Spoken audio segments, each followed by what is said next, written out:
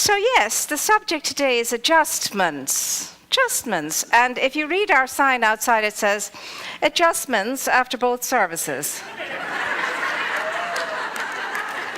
Yeah, and then a pancake breakfast. What could be better than that? But we're getting our adjustments right here in this room now.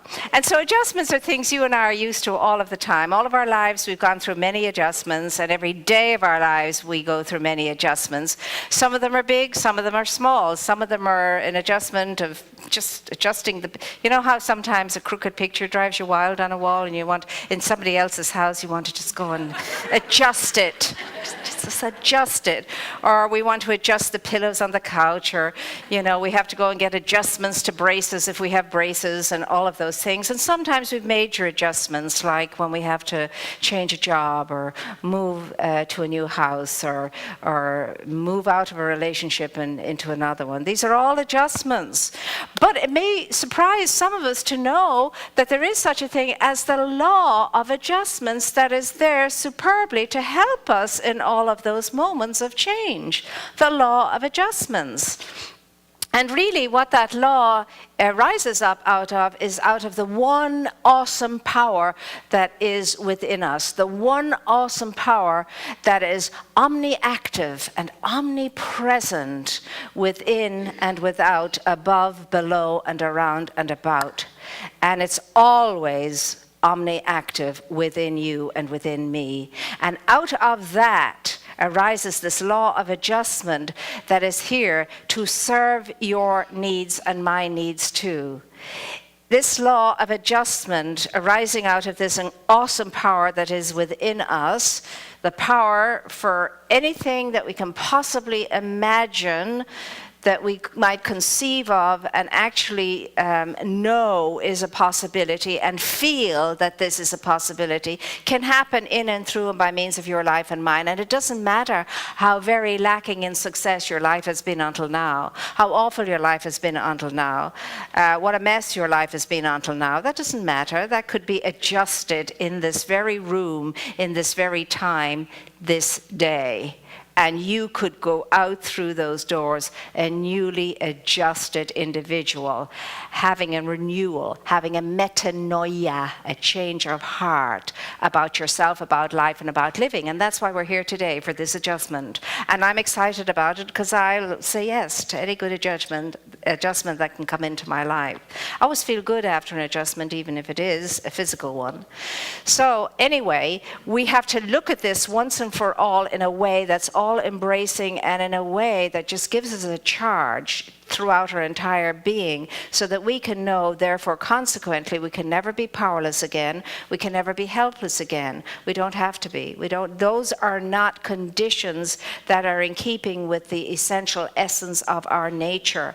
Our essential essence of our nature tells us that we are here to be vital, to be alive, to be flourishing, to be thriving, to be always expressing and experiencing more and more and more of the life force that is within us, the power that is within us, that is the only power there is. And that power, just like water finds its level, that power of adjustment will find its level within us for conflict resolution, for healing, for relationship building, for creative expression to happen by means of us. For whatever it is the need is, that power of adjustment is alive and well within us to help us to make the adjustments that need to be made. All we have to do is to come into agreement with it, and then it provides the way for the adjustment to happen and to take place. But for that to happen, there are things that we need to know. And of course, in our teaching, we know that consciousness is the ruler of our lives. Consciousness rules our lives. It is the kingdom of consciousness that we think into that provides us with everything that we experience. And so, seek first the kingdom of heaven and its righteousness, which is right thinking, and all things else will be added unto you. We would say, seek first the kingdom of consciousness and think into it right thinking, and all things else will be added unto you. Now, Jesus had a special name for this power, this awesome power within us that is the only power there is, omniactive and omnipresent, and he loved to call it very endearingly the Father. He would say, it is the Father's great good pleasure to give to you the gifts of the kingdom. We would say, it is the desire and the pleasure of the divine life within you, the power, the awesome power within you to bring through you any good thing that you desire, all the gifts of life and living that you desire, flowing out of the kingdom of consciousness. He would say, be you perfect as your heavenly Father is perfect. And we would say, be in the perfection of the one power and presence that is within you. Be in conscious awareness of it and identify with its perfection. It is the Father within me that doeth the work, we would say. It is the power and the presence of the infinite, intuitive intelligence power that is within me that does the work, that goes before me, prepares the way, and does the work. We're saying the same thing in a different language. We just have to language things differently to suit our culture, to suit our needs, to suit our time and our day. And so, today is an invitation for each and every one of us to get more familiarized with the understanding and the realization that that power for good in the world is in you. It is a power for good, and it has a continual and constant focus upon you and within you. Its focus is always fully and totally upon you and in you, listening into you, tuning into you, responding to your every need, whether that need is for more darkness and moodiness and negativity, or whether it's for more delight and joy and wholeness and vitality. Whatever your need is, it will respond to it beautifully. Of course, consequently, since we know what we know, we must think aright. The only reason why our lives don't go well is because we don't think aright and feel aright, but. We've always said all thought is creative, and it is. That every thought is an act of creation, and it is. But it's only the first part in the powerful creative process. Thought in and of itself is not going to do much of anything for us. In and of itself, it's not. For thought to be effective, I must marry it with an emotion. The emotion that I entertain must be equal and similar to the thought. And then that creates a feeling energy field within my entire bodily being and my spiritual beingness. So once I marry the thought with the emotion that creates the feeling within me, I am now empowered. I am now consciously empowered because it is the conviction, the emotion, the feeling that is the charge to the thought. The thought is the imagination. The thought is the picture in mind. The thought is the idea. It can remain at that level if I don't empower it, if I don't charge it with the conviction, with the feeling, with the emotion. Because everything that is happening in my world is affecting my physicality, my physical structure, and my beingness. Everything that's going on in my life is affecting my physicality. I can feel it in my physicality. It shows up in energy in my physicality. So, all of the energy of the cosmic energy of the universe that I'm living in, moving in, having my being in, that is within me and surrounding me, etc., is affecting my human energy, is affecting the human energy of me, and the human energy of me affects it. That's the way it works. We're in an interconnected, interpersonal relationship with all of life. Great research is being done now because we have the means and the ability to do great research. I was looking at some of the research that Greg Braden has done recently, and it absolutely fascinated me. And it shot me into this week, this is why I'm talking about the power of life, the one power, that awesome one power of life that is within us and everywhere else present, that captured my imagination this week, that power within me. Just the power within me, which is the same power everywhere present. And to see what my relationship was with that, and whether I was in tune with that, in alignment with that, whether I had aligned myself with the thought, the feeling, the thought, the emotion, and the feeling that leads to whatever it is I wish to really express and experience in my life. And so, he discovered that all over the world in his travels, he realized that the ancient secrets of the past were everywhere to be found wherever he showed up, in places, certain places where he did show up. And the wonderful wisdom of the Essenes, which was a group of people that existed before Jesus was on the plane, and at the time of Jesus, and indeed after the death of Jesus, they were very badly persecuted, to the point that they had to flee and run away. And they fled into all kinds of quarters of the world, and they took their teachings with them, and they buried some, and so on and so forth. That those were discovered in the Dead Sea Scrolls, and they're still finding more and more and more things. Well, he discovered the secret wisdom of the ages in places like the borders of Peru, and in places like Tibet, in places like Arizona and New Mexico, in the Hopi and Navajo tribes, and everywhere actually he went to sacred places, he found that. He was in a monastery in Egypt and discovered an ancient temple there called the church there called the Church of St. Catherine. It's more than 1,500 years old, and it is as it was in the beginning. It's exactly, they're using oil lamps, they're grinding their own flour and doing all of that and living a very, very, very simple kind of antediluvian life. But within that monastery were ancient manuscripts that contained all of the spiritual practices of the ages and spiritual knowledge of the ages.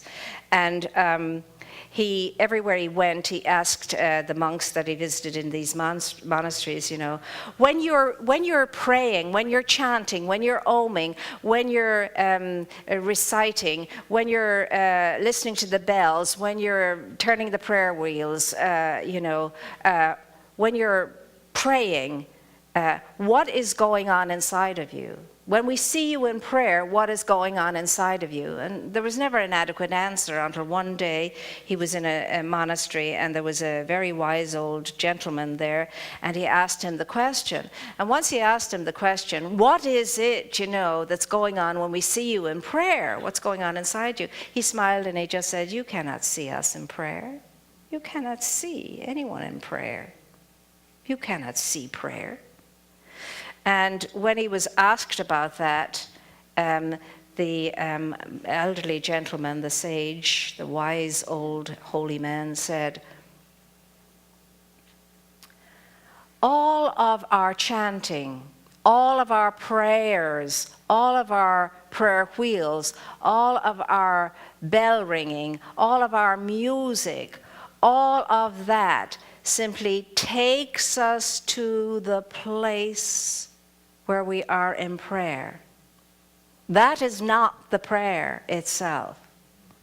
That's what opens us up, grows the conviction, the feeling, the emotion within us, raises the energy within us. And when we are in prayer, we are experiencing the energy of prayer within our bodies, and that is all we are doing when we are in prayer, and you cannot see it. Because it's an energy, an internalized energy. You see, praying as such will stay at the realm of the thought processes. And thought is simply a directional system. It's pointing away. Thought is a directional system. It gets us thinking along the line of a definite idea. That's what thought is. Then when we begin to feel this, the charge is igniting us into the actual experience within our own bodies of this thing called prayer, which is simply energy, energy, energy. Now, we have the same teaching, but we say it like this. To accomplish any good, you must first assume the feeling of the idea already fulfilled. To accomplish any good, you must first assume the feeling of the good, the idea, already fulfilled.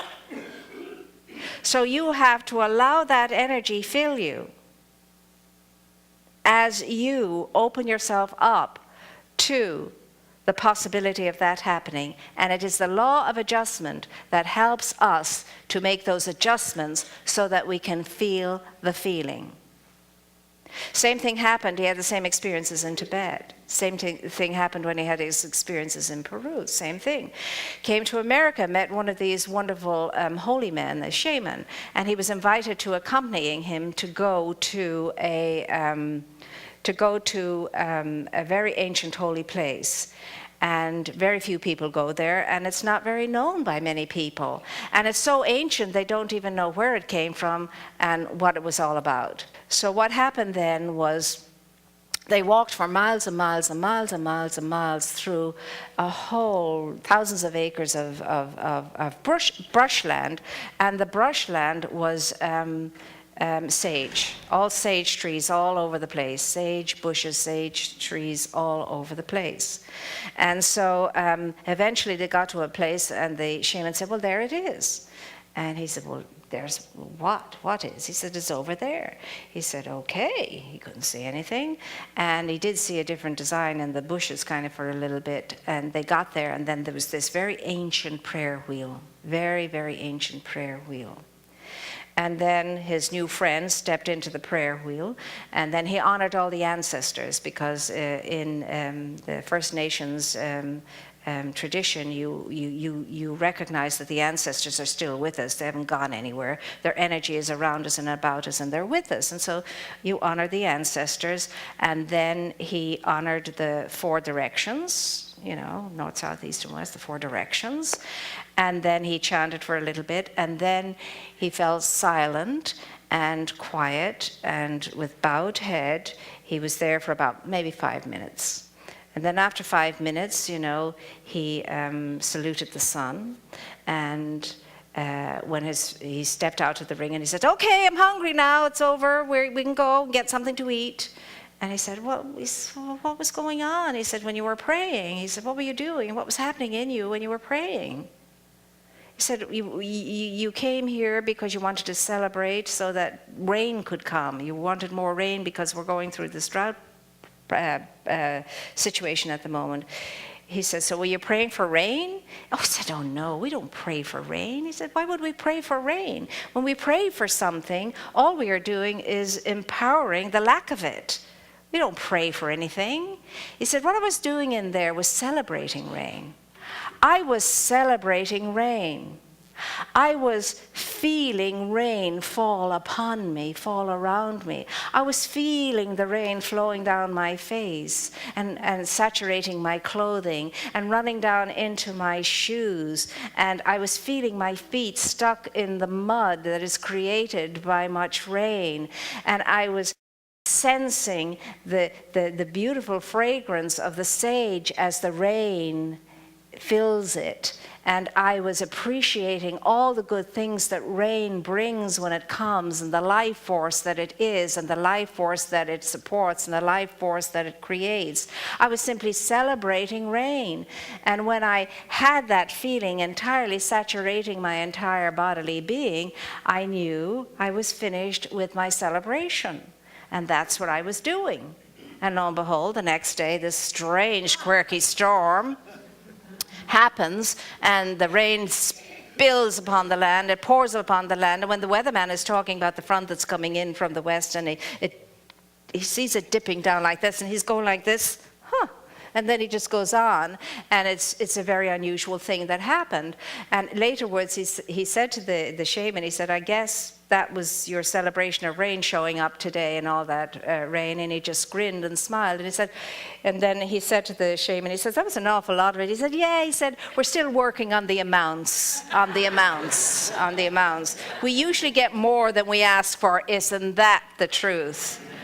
Isn't that the truth? So today, what this is saying to you and to me is, all of that happened in the past is happening now in all kinds of different cultural backgrounds, is available to you and is available to me too. And that within us is this awesome power that there is in the universe for good, and you and I are using it all of the time, but today we're called to use it in a very directional, pointed, powerful way, to choose to think into it that which is good and only good, that which feeds only the good and creates only the good, to feel into it only the true and the tried awareness that when we think into it peace, when we think into it love, when we think into it beauty, when we think into it grace, when we think into it fullness and plenty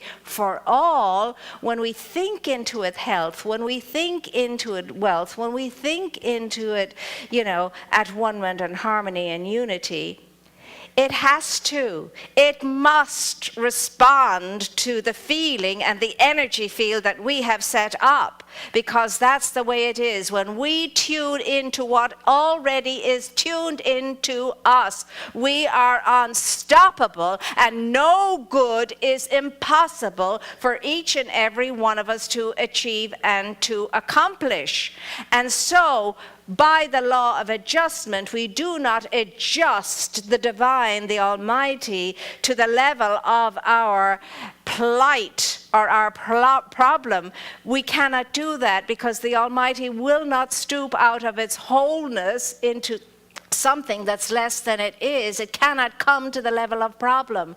What we do is we adjust ourselves into the solution, and the solution to the problem is honoring, recognizing the power and the presence of the infinite life of spirit within us that we are. And when we do that, when we think it, when we feel it, when we know it, then anything unlike that must leave us, and leave us instantly. It cannot be where the truth is. That which is not the truth cannot be where the truth is. So all we have to do to settle our ailments, to mend whatever needs to be mended, etc., is to come into the awareness of the beauty and the grace and the life power and the force of that unified harmony of being, and relax into it, be at peace in it.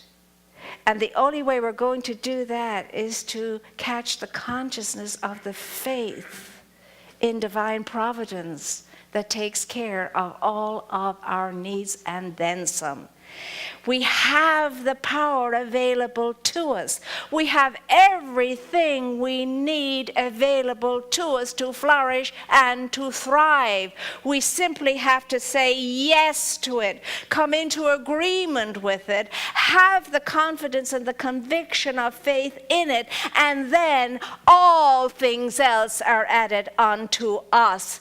Are you ready to agree to the power and the presence that is within you? Yes. Are you ready to say yes to it? Yes.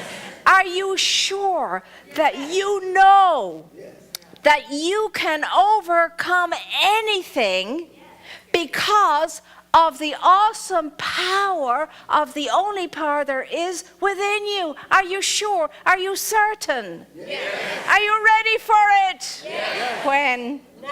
And so it is.